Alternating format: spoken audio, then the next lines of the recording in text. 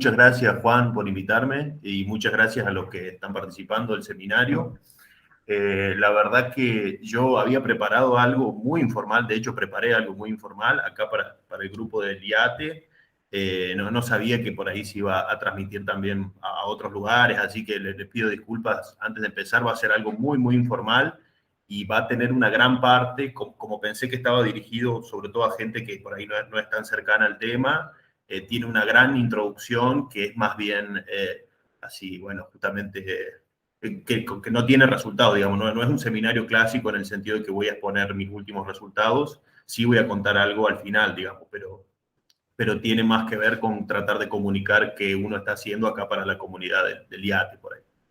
Después, obviamente, si a alguien le interesa entrar en detalle, yo entonces, bueno, el trabajo que quería contar era sobre mareas en planetas circumbinarios y acá, bueno, resalté la palabra mareas porque quizás más que sobre la dinámica o sobre la estructura de los planetas circumbinarios, me voy a enfocar más en las mareas, qué son y cómo uno las puede entender en el marco de un planeta circumbinario, por ejemplo. Entonces, es más sobre mareas que sobre planetas circumbinarios. Cuando nosotros hablamos de mareas o de fuerzas tidales, en general estamos pensando en lo siguiente, digamos, pensamos que tenemos un cuerpo extenso que está siendo perturbado por algún compañero, acá es el circulito negro, y como, bueno, la fuerza depende de la distancia, obviamente, la deformación que se genera sobre ese cuerpo hace que adquiera una forma que sea más o menos, o que pueda ser más o menos aproximada por este elipsoide. Eso es esta figura marcada entre línea entrecortada. Nosotros le decimos a eso marea estática. Y eso tiene que ver con si suponemos que el cuerpo es perfectamente elástico, en el sentido que se adapta al estrés de manera inmediata. Entonces, bueno, esta es la marea que se generaría.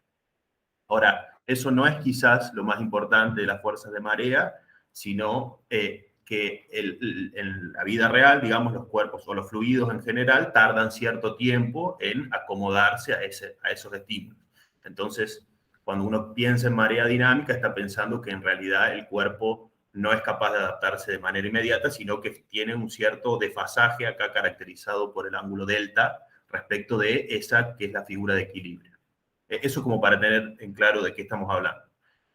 Un problema que tenemos cuando uno quiere estudiar mareas es las escalas de tiempo en las que actúan estos fenómenos. Son escalas de tiempo muy, muy, muy, muy largas, dependiendo del sistema que estemos considerando, pero yo diría que nunca menores que megayears y bueno, para empezar, digo. Entonces, ¿cómo uno sabe que las mareas existen, digamos? ¿Cómo sabe que este efecto tiene alguna relevancia? Bueno, lo que en general uno rastrea, digamos, es cómo estas fuerzas son capaces de conducir a estados de equilibrio, a puntos de equilibrio, o también cómo son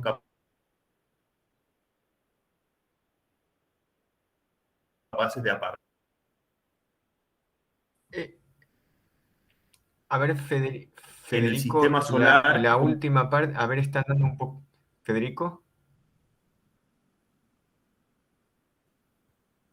Federico. ¿cómo sabe? No, Federico. ¿Sí? La última parte no se escuchó, hubo mala transmisión, al menos para mí, no sé los demás. ¿Cómo escucharon los demás? ¿Ahí me escuchan bien? Yo te escucho bien, sí. Ah, sí, los demás también cortado. Entonces, sí, Perfecto. venía así. Volvé atrás un minuto y medio. Un minuto está bien, más o menos lo que venías contando. Estabas con las escalas de tiempo. Ahí hablaste Sí. los megasías y megaaños, sí. Bueno, sí, decía que entonces la manera que uno tiene, digamos, de tratar de inferir o de rastrear cuál es el efecto de las mareas es cómo son capaces de conducir o apartar los sistemas dinámicos, digamos, respecto de puntos de equilibrio. Entonces, bueno, y para tratar de entender un poco mejor eso, digamos, o cómo uno sabe que las mareas juegan un papel en la dinámica de los sistemas, bueno, en particular me quería concentrar en dos aspectos donde actúan las mareas, como son en la rotación de los cuerpos.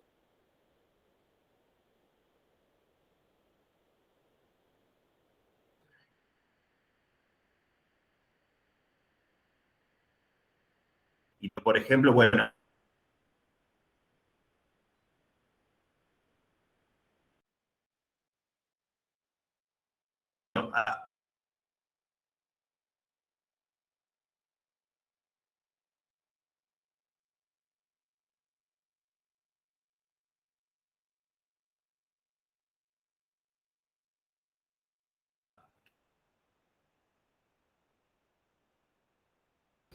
Federico, ahora no se está escuchando nada.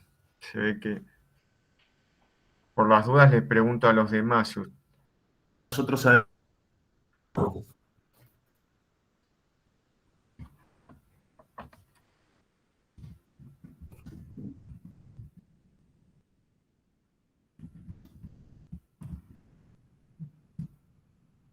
No, Hola, Federico, hola. no se está escuchando nada.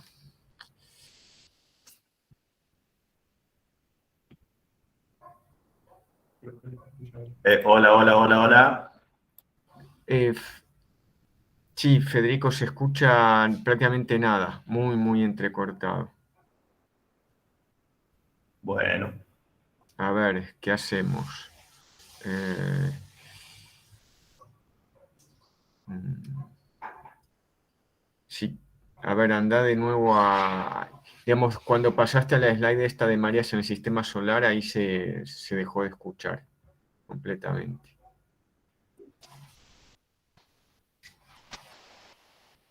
Y tengo el Wi-Fi y debe ser que es intermitente la conexión. No, Les no pido te disculpas. preocupes, esto pasa. ¿Ahora me escuchan? Sí, si querés antes de seguir, habla un poquito más, a ver si de esta slide de Marías en el sistema solar, nada se escucha. O sea, esa parte está así y ahí, Bueno, sí, pero espera un poco a ver si se escucha bien ahora, ¿cómo hiciste un cambio? hola, hola, hola. Yo te escucho. Hola. Igual no hice, o sea, no hice ningún cambio. A veces la conexión activa y a veces no, ¿no? O sea, acá tengo un cable LAN y tengo el Wi-Fi, pero bueno, debe ser que se cae. Bueno, a ver, sigamos, ahora parece estar bien. Bueno, entonces decía que sí, que decía que la marea, por ejemplo, es posible explicar con un modelo de mareas el spin particular que tiene Mercurio, si uno considera las interacciones por marea del Sol con Mercurio, que es un planeta próximo, obviamente, y que es un planeta además rocoso y además relativamente excéntrico. Bueno, uno puede explicar la rotación, es eso que nosotros llamamos resonancia spin-órbita. Eso quiere decir que el planeta 3 vueltas cuando dio 2 vueltas alrededor del Sol. Bueno, esa es una solución bueno, eso puede ser explicado con un modelo de mareas, quiero decir. Otro lugar, digamos, o otra manera de también entender por qué las mareas son importantes en el sistema solar, bueno, es cuando uno estudia la rotación de casi todo, diría yo, los satélites naturales masivos dentro del sistema solar, en particular de la Luna. Nosotros sabemos que la Luna le muestra siempre la misma cara a la Tierra, digamos, y eso tiene que ver con que la Luna está en resonancia spin-órbita 1-1 en términos de su rotación respecto al movimiento medio en torno a la Tierra. Eso también es una solución que uno puede encontrar cuando estudia modelos de marea. Lo siguiente, bueno, esto en términos de la rotación, pero cómo uno también puede saber que, las mareas pueden haber inducido hacia puntos de equilibrio gravitatorios, digamos, como son las resonancias de movimientos medios. Bueno, quizá un ejemplo sea las resonancias de Laplace en las que están las lunas, los satélites galileanos de Júpiter. Una de las hipótesis para explicar por qué estos satélites están en esta configuración, bueno, es que los efectos de marea desplazaron su semieje y conducieron a este estado orbital muy particular, ¿no? Entonces eso en términos de de la órbita. En particular, un sistema del que yo siempre hablo y que combina un poco por ahí los dos aspectos o la relevancia de las mareas tanto en la órbita como en la rotación es el sistema de lunas de Plutón y Caronte. Hace relativamente poco tiempo se encontraron 4 lunas, hasta donde yo sé, en el sistema Plutón-Caronte, que son Styx, Nix, Kerberos e Hydra, que tienen, bueno, muchas características muy particulares, es un sistema dinámico muy rico, pero dentro de las que nos interesan por estar relacionadas con las fuerzas de marea, una de ellas tiene que ver con las oblicuidades. Las oblicuidades es, acá muestro en el dibujo, es el ángulo que forma la rotación, el eje de rotación de la Luna respecto de, por ejemplo, el plano orbital. Bueno, resulta que en trabajos recientes se encontró que ese ángulo de las 4 lunas está muy próximo a 90 grados. La probabilidad de que eso sea un resultado aleatorio obviamente es muy baja y en general hay muchos trabajos tratando de estudiar, bueno, por ejemplo, resonancias de spin-órbitas seculares, etcétera, pero tiene un correlato tidal, esa configuración muy particular, aunque es muy difícil de explicar, ¿no? Además de eso, otro videito, el último, las lunas de Plutón y Caronte se encuentran en posiciones muy próximas a una resonancia de movimientos medios muy larga.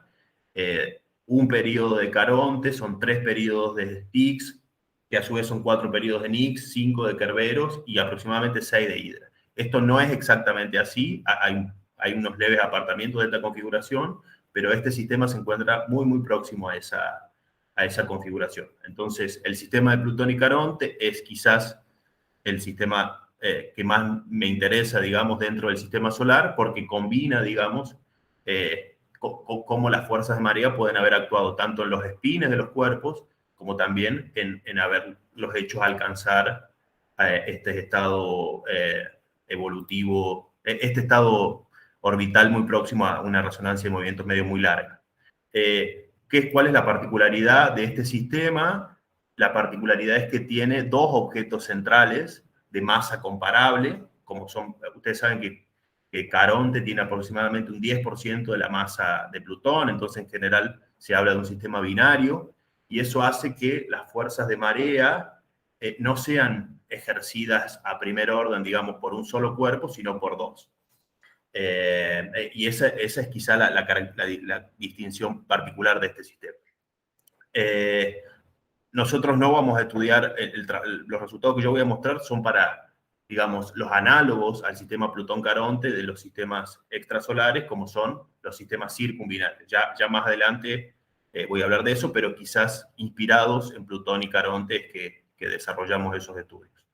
Lo siguiente que quería decir es que también en cuanto a qué se sabe o qué se propone para explicar ciertas características de los sistemas exoplanetarios ahora, bueno, es esto que intento explicar acá. Uno de los resultados principales que uno encuentra cuando hace, por ejemplo, un histograma del cociente de períodos de los sistemas exoplanetarios es una acumulación, que acá se ve muy bien, por ejemplo, en la resonancia 2.1. Esa acumulación no coincide perfecto con el valor de la resonancia nominal, sino que está un poco apartada. Entonces, existen algunos trabajos que proponen que ese apartamiento esté de alguna manera relacionado con las fuerzas de marea. Esto quiere decir que las fuerzas de marea también podrían ser causantes de desplazar a los sistemas dinámicos de sus puntos de equilibrio por una cantidad que dependerá de la fuerza de marea. Acá puse quizás un ejemplo de eso, de un trabajo que hicimos en el 2018, de cómo una fuerza de marea en un sistema binario era capaz de desplazar al planeta de la resonancia y colocarlo con ciertas condiciones iniciales y ciertos parámetros y colocarlo próximo a su posición observada. Entonces quiero decir con esto que, bueno, las mareas en general se infiere su presencia o su efecto a partir de la conducción o el apartamiento de ciertos puntos dinámicos, ciertos puntos de equilibrio dinámico de los sistemas y que en general actúan sobre la rotación y sobre la órbita, sobre las dos cosas. Ahora quería decir algo sobre los modelos de mareas, cómo uno modela la marea. Entonces, una manera que quizás a mí me gusta pensarlo es, consideramos entonces que la figura que genera una interacción por marea es un elipsoide, y, por ejemplo, uno quisiera calcular cómo es el potencial debido a ese cuerpo que tiene esa simetría en un punto M asterisco. Entonces, en ese caso, bueno, uno puede escribir la marea estática, digamos, considerando que esta es la figura de equilibrio, no la figura real, sino la figura con viscosidad cero, digámoslo así. Uno podría escribir cómo es este potencial y expandirlo en armónicos, digamos. Cuando uno hace eso, acá obviamente no me importa la fórmula, sino lo que significa, cuando uno hace eso y hace ciertas expansiones a bajo orden, encuentra que, bueno, aparecen senos y cosenos, aparece una serie de Fourier en términos de los ángulos, digámosle así, las anomalías medias, los pericentros. No quiero ser muy técnico. Eso es cuando uno expande ese potencial en términos de esos ángulos. Ahora, la manera en general de modelar las mareas es considerar, bueno, cuando yo efectivamente tengo cierta viscosidad, entonces, ¿qué ocurre con esos ángulos? Bueno, en general se dice va a ocurrir un desfasaje, va a ocurrir un desplazamiento caracterizado aquí por este ángulo epsilon, epsilon i. Eso es estándar, digamos, eso es lo que todos los modelos de alguna manera u otra hacen. La cuestión es cuánto vale ese ángulo epsilon o cómo depende de las frecuencias o de dónde lo saco, digamos. Bueno, y ahí entran los distintos modelos. En general, el modelo más rústico que se ha propuesto, más que ya prácticamente no se usa, es suponer que ese ángulo es constante para todos los armónicos. Eso se llama modelo constant, fase constante, digamos, fue desarrollado por McDonald, eso en general no se usa, reproduce algunas cosas, pero la mayoría de las cosas importantes no. Lo siguiente, quizás en complejidad, es un modelo con el que sí hemos estado trabajando un poco y que sirve en particular para cuerpos gaseosos, para cuerpos con fricción débil. Ese es el modelo Constant Time Lag y básicamente propone que ese desfasaje que entra en los armónicos sea proporcional a la propia frecuencia de este ángulo, que es diferente obviamente en cada ángulo, por un intervalo de tiempo delta t que sí es constante. Por eso se llama Constant Time Lag. Lo siguiente en complejidad es, por ejemplo, el modelo CRIP, que es el modelo cuyo resultado voy a presentar acá, pero que también permite de alguna manera caracterizar cuerpos con cuerpos rocosos, que es algo que el modelo CTL no era capaz de hacer. Este modelo CRIP, bueno, fue desarrollado por Ferraz Melo, pero se demuestra en trabajos siguientes que es análogo a considerar que, por ejemplo, los fluidos son fluidos de Maxwell.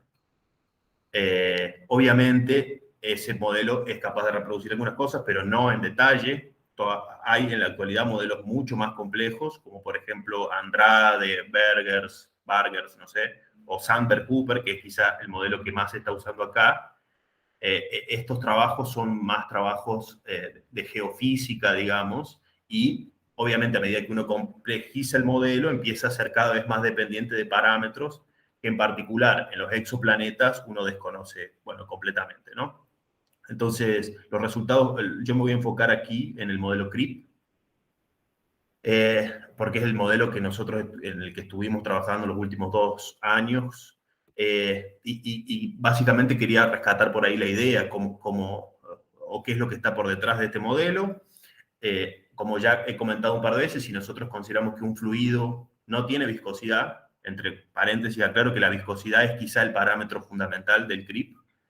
Si consideramos un fluido sin viscosidad, entonces nosotros esperamos que ese fluido se adapte de manera inmediata al cierto estrés que le puede ejercer un perturbador, y en tal caso no existen las mareas. Las mareas se producen por ese desfasaje que ocurre con la respuesta al estímulo, digamos.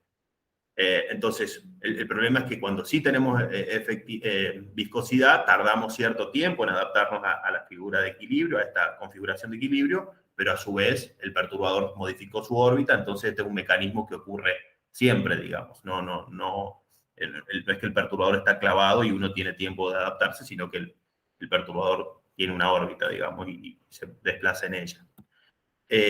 Ahora, ¿cómo uno propone la ley, digamos, acá le puse ley de ajuste del CRIP, cómo uno propone que el cuerpo se adapta o cómo uno básicamente propone que el cuerpo responde al estrés? Bueno, en el CRIP, la ecuación del CRIP resulta de una solución de Navier-Stokes, bla, bla, bla, eso no importa, pero más intuitivamente es si uno tiene una cierta figura de equilibrio, una cierta posición de equilibrio, que acá estará caracterizada por la superficie ρ, esta que se ve acá en la superficie, y el cuerpo en realidad tiene una superficie real, que es esta ola que se ve acá, estas montañitas. Entonces, bueno, la ecuación del creep dice que el fluido responderá al estrés proporcionalmente a la distancia a la que se encuentre, fíjense, ρ menos zeta, a la distancia a la que se encuentre respecto a la figura de equilibrio. Esto es, mientras más lejos se encuentre la figura de equilibrio, más rápido se va a ajustar.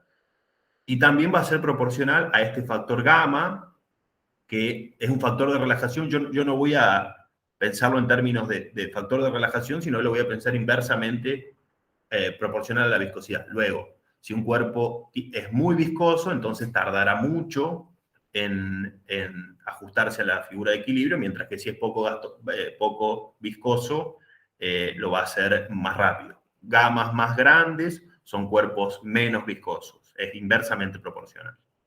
Entonces esto es lo que está detrás de la teoría del creep. Ahora, en el problema de dos cuerpos, que todavía no estoy diciendo nada de lo que nosotros hicimos, quiero hacer un breve comentario de a qué nos referimos con figura de equilibrio en el problema de dos cuerpos. En general, cuando uno desarrolla esta teoría, considera la rotación del cuerpo y además considera la interacción con un cuerpo externo. Cuando uno considera la interacción, la rotación puramente, y no considera, por ejemplo, el perturbador externo, entonces la figura de equilibrio que se genera por la propia autogravedad y por la rotación es lo que se llama un elipsoide de McLaurin. Es un elipsoide achatado en la dirección polar por una cantidad chiquita y proporcional a la propia rotación, por ejemplo, al radio, etcétera, como figura acá. Esto es el achatamiento que se produce en Z.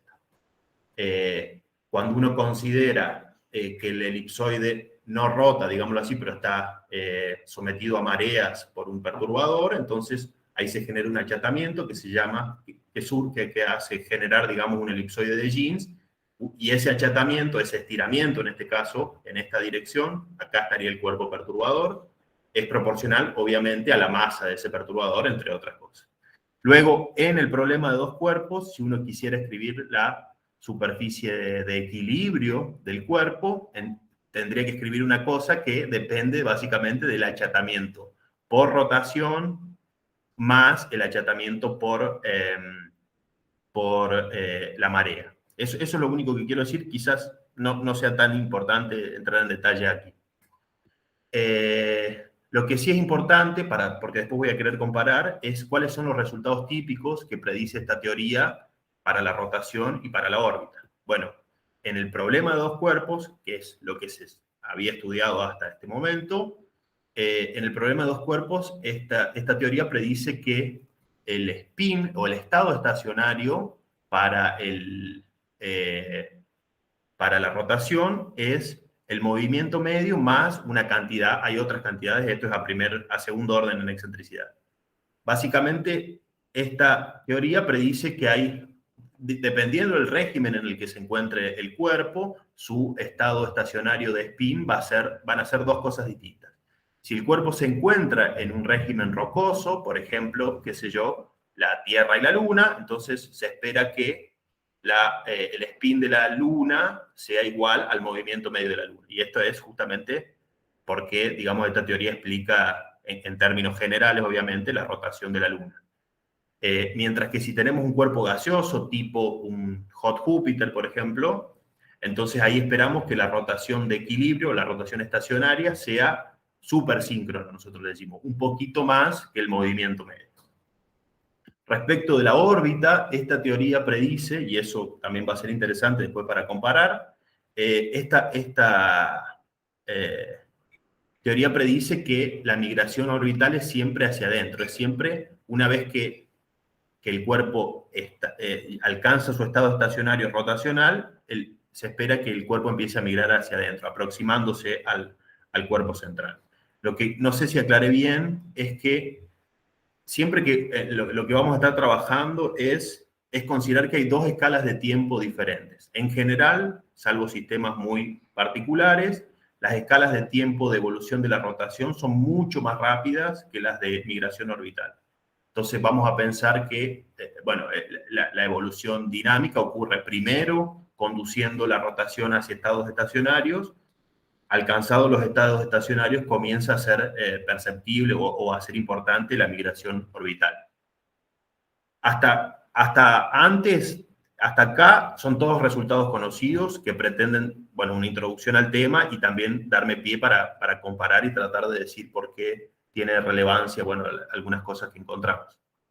Entonces, inspirados por todo eso, nosotros decidimos empezar a estudiar el problema de las fuerzas de marea, pero no cuando hay un solo perturbador central, como se estudia en la mayor parte de los trabajos, en la gran mayoría de los trabajos, sino con dos perturbadores centrales.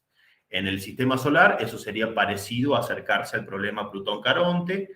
En los sistemas exoplanetarios, los análogos, digamos, de alguna forma, son los planetas circumbinarios.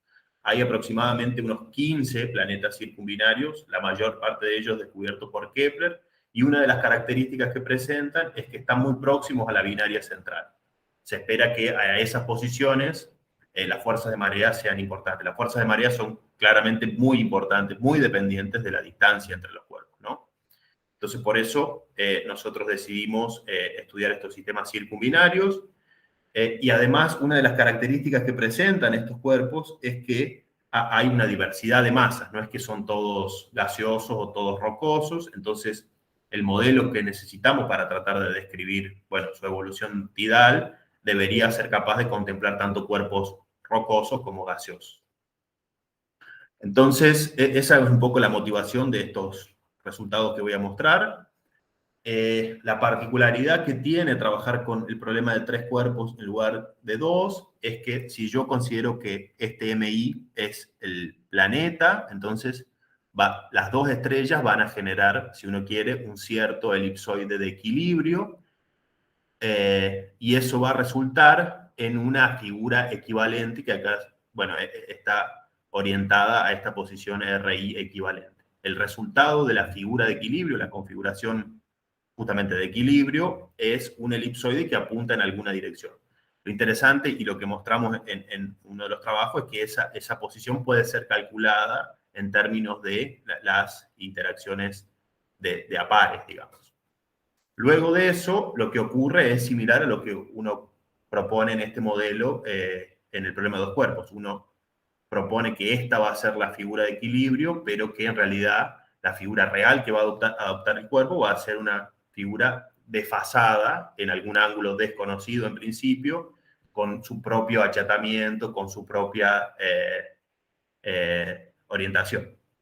Entonces, cuando uno hace eso y aplica la teoría Crib, uno puede encontrar un conjunto de ecuaciones diferenciales que caracterizan cómo evoluciona la forma de esos cuerpos, caracterizado por estos 2 achatamientos, y cómo evoluciona el ángulo de desfasaje respecto de la figura de equilibrio. Obviamente no importa el detalle de las ecuaciones, solo que la forma y la orientación se calculan a partir de un sistema de ecuaciones diferenciales.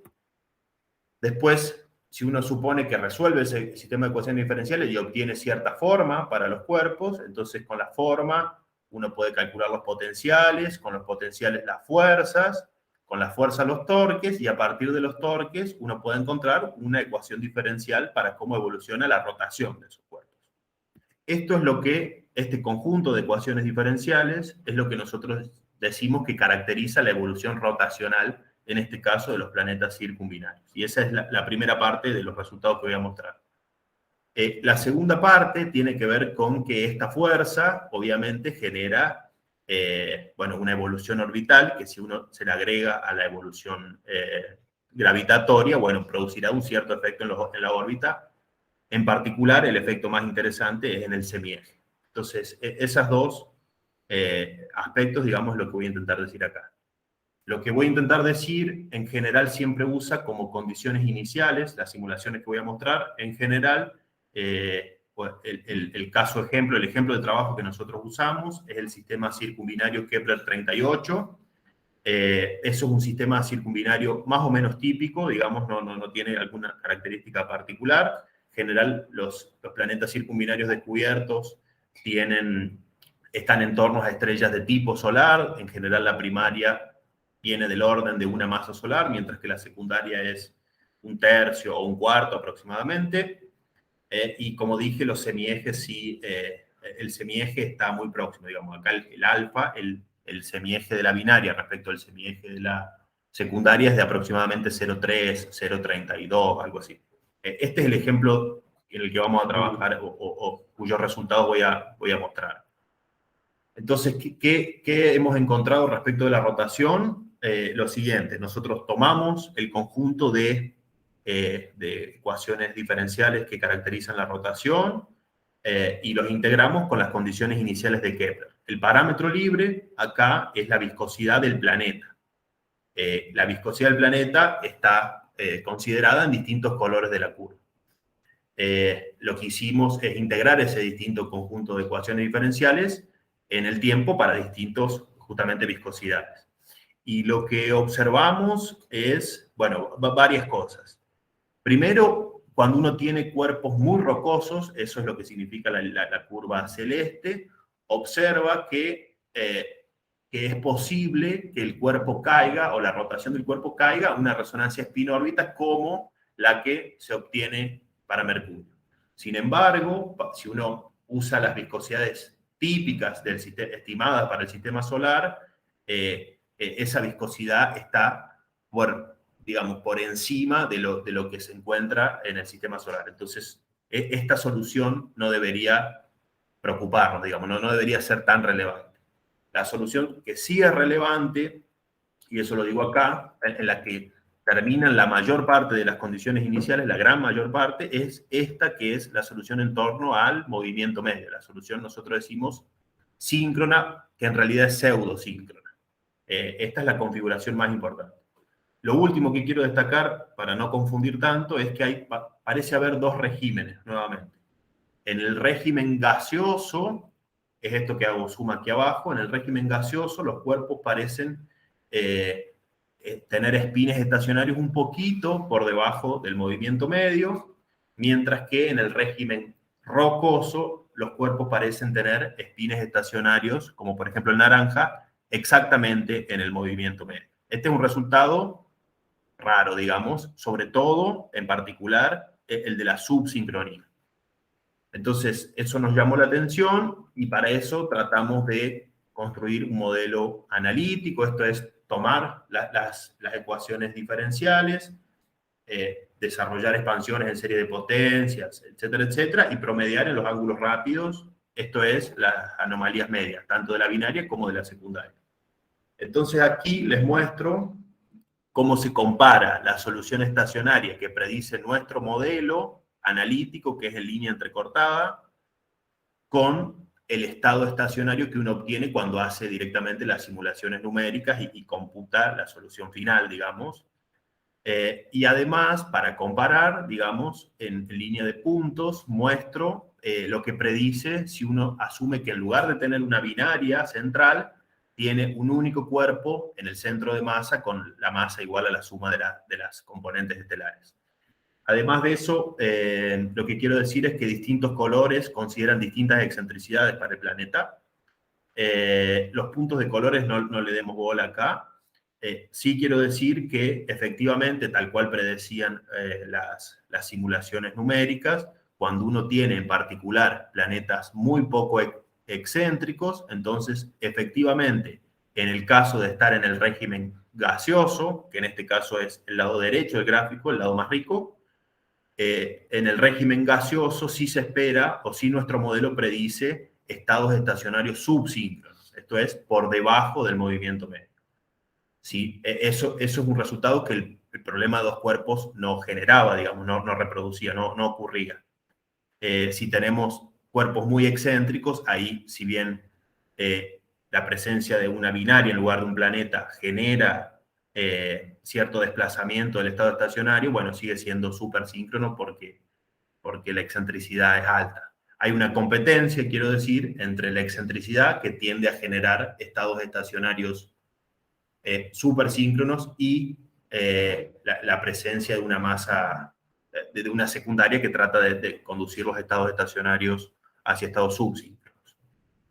Bueno, nosotros aplicamos esto, tratamos de ver qué podíamos decir del sistema de Kepler, por ejemplo, de los sistemas Kepler. Para eso tomamos la muestra de sistemas Kepler, consideramos los que tenían masa dentro del régimen gaseoso y además asumimos que estos cuerpos, por ejemplo, habían adquirido la solución pseudosíncrona y eso nos permitió, bueno, plotearlos en un diagrama de este tipo. Si uno considera la masa de la estrella secundaria y la excentricidad de esos sistemas, y acá en línea de color, en puntos de color, grafica cuál es el estado rotacional medio que predice nuestro modelo, vemos que la mayor parte de los Kepler parecen estar en una región, la región de subsincronismo. El apartamiento del sincronismo no es grande, pero sí nuestro modelo predice que la mayor parte de los Kepler, en el caso de ser gaseosos, digamos, y haber ya adquirido su estado rotacional estacionario, nuestro modelo predice que ellos lo deben haber hecho en el estado subsíncrono. Lo siguiente, ese es un trabajo que ya hemos publicado el año pasado. Lo siguiente, lo que estamos trabajando ahora es unos resultados interesantes que aparecieron en la órbita. Yo ya he comentado que en general se espera que estos sistemas tengan sus rotaciones que evolucionen mucho más rápido que sus órbitas. Entonces, cuando vamos a estudiar las órbitas, no vamos a estudiar el problema completo, es muy difícil de hacerlo en ese caso, sino que en general, lo que hicimos en este trabajo es considerar que los cuerpos ya están en estado rotacional estacionario, en el estado rotacional que calculamos en el trabajo anterior, y que a partir de eso comienzan a evolucionar orbitalmente. Entonces, para eso, obviamente, otra vez, hicimos integraciones numéricas de la evolución orbital. Para la evolución rotacional, vuelvo a decir esto, para la evolución rotacional ya tenemos una receta, que es la que calculamos en el trabajo anterior, el estado estacionario. Y acá apareció una cosa que a mí me gusta mucho y que no sabemos explicar, pero que aparentemente ocurre, y tiene que ver con la evolución del semieje de estos planetas. Si ustedes se fijan, por ejemplo, pensemos en el gráfico azul y en el gráfico verde. El naranja es un caso de transición que no es tan importante, pero fíjense, si nosotros tenemos, por ejemplo, un planeta en el régimen, vamos a decir, gaseoso, esperamos que ese planeta, que ya está sincronizado, migra hacia afuera, mientras que si tenemos la misma condición inicial, pero el planeta se encuentra en el régimen rocoso, lo que encontramos con simulaciones numéricas es una migración hacia adentro. Aparentemente, hay que ver cómo uno explica esto físicamente, ¿no? Pero aparentemente la viscosidad no solo afecta la cantidad que uno migra en semieje, eso es un resultado esperado, sino que invierte los sentidos de migración en el caso de un planeta circumbinario. Entonces, para entender esto, bueno, también desarrollamos un modelo analítico, como siempre, y aquí les muestro básicamente un resumen de ese mismo resultado, pero ajustado por el modelo analítico. Acá no puse, pero en línea entrecortada es el modelo analítico, en línea llena es el modelo numérico, es lo numérico, distintos colores son distintas excentricidades. Hacia la derecha de este cero estamos en el régimen gaseoso, hacia la izquierda estamos en el régimen rocoso. Lo que nos dice este gráfico, básicamente, fíjense que acá está, no sé, variación del semieje. Lo que nos dice este gráfico es que efectivamente en el régimen rocoso la migración se espera que sea hacia adentro, como vimos que ocurría en el problema de dos cuerpos, mientras que en el régimen gaseoso la migración parece ser hacia afuera. Bueno, además de eso, el modelo ajusta sospechosamente bien, diría yo. También me sorprende que ajuste tan bien. Tengo miedo de haber ploteado 2 veces lo mismo, pero no. El modelo ajusta muy bien. Pero sobre todo es capaz de explicar esto de que el sentido de migración en semieje se invierte en un régimen o en otro. Ese es un resultado muy extraño. Y bueno, solo un comentario, una tabla grande así no puede uno decir mucho, pero cuando intentamos aplicar eso a los sistemas Kepler, a la gran muestra de sistemas Kepler, vimos que dependiendo cuál sea el conjunto de parámetros de cada uno, parámetros orbitales, pero también físicos como las masas de las estrellas, la migración en semieje que predice nuestro modelo puede ser tanto para afuera o tanto para adentro, dependiendo casos particulares. Acá pongo hacia dónde es la migración en la última columna. En estos que tengo signo de pregunta, tengo muy mal estimada la masa, entonces no puedo ubicarlo en qué régimen se encuentra. Bueno, básicamente esto es un resumen de que, bueno, modelar el sentido de migración por marea de los planetas circumbinarios es muy difícil y depende del caso particular y en particular del régimen en el que se encuentra. Además de eso, esto es un resultado medio desalentador, es cuando uno estima las escalas de tiempo de evolución mínimas, digámoslo así, si disipa lo que más puede disipar, uno encuentra que esas escalas de tiempo son muy largas, muy largas, esas son las dos anteúltimas columnas. Entonces, uno no espera que los sistemas circumbinarios observados hayan tenido una evolución por marea en semieje, no así en rotación, muy importante. Ya cierro, no sé cómo estoy de tiempo, pero trato de resumir las ideas. Vas muy bien de tiempo. Muy bien, bueno. Muy bien. Resumo las ideas principales. Básicamente los trabajos que presento intentan, con la motivación que di en la primera parte, intentan extender esta teoría CRIP, que es equivalente a considerar que los cuerpos son fluidos de Maxwell. Intenta extender esa teoría para el caso donde uno tiene dos perturbadores tidales en lugar de uno, que es lo que se estudia en la gran mayoría de trabajos. Eso tiene una motivación dentro del sistema solar, que es el sistema Plutón-Caronte, y tiene una contraparte exoplanetaria, que es el sistema circumbinario. ¿Por qué circumbinario y no fuimos directamente a Caronte, a Plutón y Caronte? El sistema de Plutón-Caronte es muy complicado y tiene fundamentalmente, yo diría, dos problemas. Como hay ciertas oblicuidades, en todos los dos resultados que yo mostré, nosotros estamos considerando cero oblicuidad, o sea, todos los espines de los cuerpos están paralelos y perpendiculares al plano orbital. Para considerar el sistema de lunas de Plutón y Caronte, eso no ocurre, digamos, justamente las oblicuidades son próximas a 90. Extender estos modelos a oblicuidades arbitrarias no es fácil. Y además de eso, cada uno de las lunas estas chiquitas de Plutón y Caronte tienen una deformación permanente debido a que son cuerpos, son pedazos de asteroides muy ovalados. Y bueno, introducir eso, una deformación permanente, es difícil, no es para nada trivial. Por eso nos fuimos a los sistemas circumbinarios. Dentro de los sistemas circumbinarios estudiamos en particular o encontramos que una solución particularmente interesante o particularmente efectiva, digámoslo así, era la solución pseudosíncrona. Y dentro de esa pseudosincronía nosotros estudiamos en detalle ese estado estacionario, los valores medios y las amplitudes, etcétera. Pero lo curioso, lo novedoso es que aparecían, en el caso de planetas con poca excentricidad, soluciones estacionarias subsíncronas para la rotación. Además de eso, las escalas de tiempo de la rotación sí son escalas de tiempo mucho menores que la edad típica de los sistemas. El trabajo que está más en desarrollo, que es lo que conté al final, es sobre la órbita de estos sistemas, sobre la evolución por mareas de los. Partimos de que los cuerpos estaban en estado rotacional pseudosíncrono y encontramos muy curiosamente que el sentido de migración parece ser dependiente de la viscosidad, en particular del régimen en el que uno se encuentre, si es un planeta gaseoso o un planeta rocoso. Ese es un resultado completamente distinto a lo que uno conocía del problema de dos cuerpos, donde siempre obtiene, una vez que el cuerpo se sincroniza, uno siempre obtiene migración hacia el perturbador.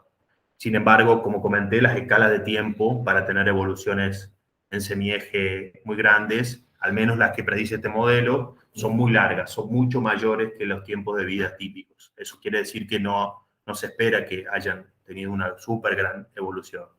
Salvo, y eso es lo que quiero decir acá, bueno, además de que no sabemos cuál es la explicación física de esto, ¿no? ¿Cómo justificamos, cómo interpretamos esto? No sabemos. Lo que sí quería decir es que hay algunos trabajos recientes que he leído así bastante superficialmente como para decir esto acá, pero parece ser que hay los modelos más realistas, tipo Sandberg, Cooper, etcétera, en ciertos regímenes predicen que la disipación en realidad es mucho mayor que la que predicen modelos como, por ejemplo, el que usamos nosotros. Quizás eso pueda decir que, bueno, que los planetas en realidad disipan más y quizás sí pueden tener mayor migración en semieje, al menos de que la que nosotros calculamos. Y bueno, el futuro, que es algo que hace un montón que es futuro y que nunca es presente, es estudiar el problema de Plutón. Creo que eso es todo. Sí.